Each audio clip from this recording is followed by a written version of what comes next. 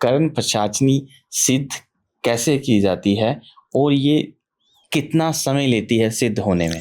देखो, कर्ण पिशाचिनी सिद्धि जो है ये मैली विद्या कहलाती है और ये आमतौर पे एकांत में या शमशान में की जाती है और व्यक्ति बाहरी दुनिया का कोई भी खाना नहीं खा सकता इसमें। तो फिर क्या खाएगा? ना कहीं का पानी पिएगा, ना कहीं से फल फूल रोटी कुछ नहीं खाएगा जब तक वो सिद्धि कर रहा है। हाँ, तो वो अपना ही मलमूत्र ग्रहण करेगा। अच्छा, अपना ही मूत्र पिएगा, अपना ही मल खाएगा 7 दिन तक और वो जो उसके मंत्र है पढ़ेगा और वो सिद्ध हो जाती है। उसका इतना ही फायदा होता है कि सामने वाला व्यक्ति है, खाने बता देगी कि हाँ भाई ये आदमी नाम पता ही है इसलिए आया है। नहीं, अपना मल मूत्र पीने से ही कर्ण पिशाचिनी सिद्ध होगी? उसके बगैर होती नहीं भाई साहब। ये आप कैसे चैलेंज करते हैं? ये चीज सही है? कोई ऐसा व्यक्ति दिखा दो जिसने कर्ण पिशाचिनी सिद्धि करी हो और ये ना करता हो, वो तब भी मान लो पगड़ी बांध रखी है उसने, तो उसको पगड़ी खुला के देखोगे यहाँ अपनी मन लगा होगा उसका।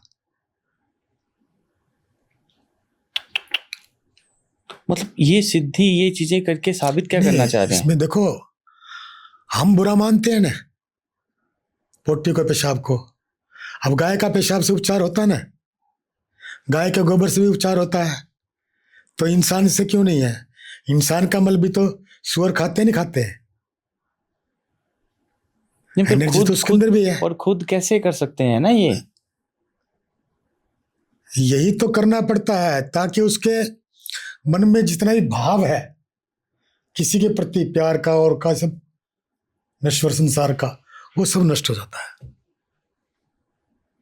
कि इसे निकृष्ट कोई काम नहीं हमारी नजर में, और वो ये कर लेता है तो उसके लिए तो संसार कुछ है नहीं। तो वो सब कुछ पा लेता है। आप हीलर हैं, कितने साल से हीलिंग कर रहे हैं आप? मैं 2012 से हीलिंग कर रहा हूँ। अच्छा, ये हीलिंग को समझना हो, हीलिंग है क्या? हीलिंग एक प्रकार की ऊर्जा होती है। भिन्न भिन्न तरीकों से ऊर्जा का प्रयोग किया जाता है, जैसे मंत्रों द्वारा, रेकी द्वारा, कॉस्मिक एनर्जी द्वारा, प्राणिक हीलिंग द्वारा, प्राण ऊर्जा द्वारा, ये बहुत से तरीके होते हैं। तो हम इनको भिन्न भिन्न तरह से प्रयोग कर सकते हैं। मेन चीज क्या है कि ऊर्जा को जानना, उसको अनुभव करना और उसको स्वास्थ्य के लिए प्रयोग करना। जैसे ऊर्जा क्या है? ऊर्जा जैसे सूर्य से प्रवाहित होने वाली शक्ति ऊर्जा है। धूप गर्म होती है ना, इसको हम ऊर्जा कहते हैं। आग है, ये भी ऊर्जा है। जल है, जल में बहुत ताकत होती है, ये भी ऊर्जा है। ये सभी ऊर्जाएं हैं। नहीं, ये ऊर्जाएं तो हैं, पर बिजली इनका प्रयोग होता है ना, प्रयोग। पर हीलिंग तो, हीलिंग में कैसे प्रयोग होता है? सूर्य की गर्मी का प्रयोग, हमारे वैज्ञानिक हमेशा कहते हैं विटामिन ए और डी की कमी होगी, इसको धूप में लेटाओ। तो इसलिए हमने सूर्य की ऊर्जा का प्रयोग किया। कईयों को चांद की रोशनी में लेटाया जाता है, चांद की ऊर्जा का प्रयोग कर ले। हम जो ऊर्जा का प्रयोग करते हैं वो मंत्र द्वारा करते हैं। मंत्रों द्वारा ऊर्जा को ब्रह्मांड से एक्सट्रैक्ट किया जाता है और उसको इंस्ट्रक्शन दी जाती है कि अमुक व्यक्ति के शरीर में अमुक अंग में प्रवाहित हो। और ऊर्जा बहुत इंटेलिजेंट होते हैं, वो अपने आप उस अंग में चली जाती है। हम जैसे जैसे मंत्र पढ़ते हैं वैसे वैसे पुशअप उसके अंदर बॉडी में, उसकी नग में, ऑर्गन में होती रहती है। जिस नस में कहेंगे उसी नस में जाएगी, जिस ऑर्गन में कहेंगे उसी ऑर्गन में जाएगी, जिस शरीर में कहेंगे उस शरीर में जाएगी। जैसे रामलाल, माँ का नाम सीता देवी, बाप का नाम पुरुषोत्तम लाल, दादा का नाम, ये 2-4 अंक मिला दिए ना, जैसे मोबाइल के अंक होते हैं, ऐसे मिला दिए ताकि उसका दूसरा व्यक्ति ना हो। तब उस व्यक्ति के स्थूल शरीर में और प्राण शरीर में हार्ट में जाए, हार्ट की आउटगोइंग आर्टरीज 3 नंबर में जाए तो 3 नंबर में जाएगी।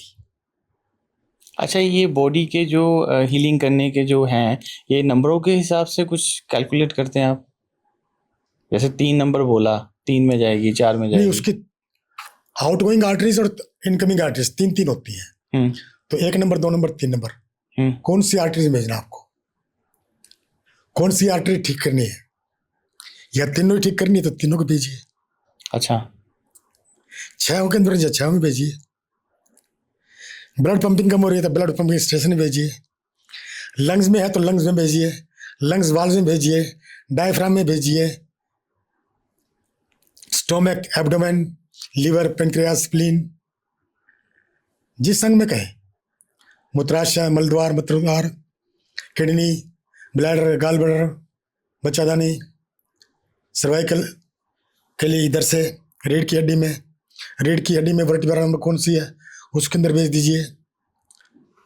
कान में भेजिए, नाक में भेजिए। अच्छा, ये हीलिंग आप प्रोसेस कर रहे हो, ये मंत्र उच्चारण कर रहे हो या खुद अपने आप कुछ एनर्जी आप उसके अंदर फील करते हो, क्या करते हो? देखो, जैसे ही हम मंत्र पढ़ते हैं, मंत्र की एक वाइब्रेशन होती है, उस वाइब्रेशन को हम हीलिंग कहते हैं, हीलिंग एनर्जी। जैसे मैंने जपना शुरू किया, रम रम रम रम रम रम, ये हमारे मणिपुर चक्र स्टोमक का मंत्र है। रम, ये कितनी बार राम से बड़ा राम का नाम इसलिए कहा जाता है। ये कितनी बार बोलना होता है? कम से कम 21 बार बोलिए, आपके पेट का दर्द मिनिमाइज हो जाएगा या ठीक हो जाएगा। अच्छा, रम बोलने से जैसे दाएं हाथ मैंने पेट का दर्द दाएं हाथ पेट पे लगाया, बायां हथेली यहाँ रख ली, आंखें बंद करी, सांस ले ली और फिर छोड़ते हैं बोला रम। 21 बार बोलेंगे, जहां मैंने हाथ रखा है वहां का दर्द आपको गायब मिलेगा। अच्छा, 90% मिलेगा। तो मेडिसिन खाने की जरूरत नहीं है? मेडिसिन से हमारा कोई कंपैरिजन नहीं है हीलिंग का। हाँ, हम कहते हैं भाई एलोपैथी में जिस चीज का इलाज ना हो तब हमारे पास आओ, आयुर्वेद में इलाज ना हो तो आओ, होम्योपैथी में ना हो तो आओ। हम हर छोटी मोटी बात में हीलिंग नहीं करते, जहां चीज अटक जाती है वहां हम काम करते हैं। अटके मतलब कैंसर है 4th स्टेज का होगा, डॉक्टर ने जवाब दे दिया, आइए हमारे पास, स्वागत आप ठीक कर देंगे। यस।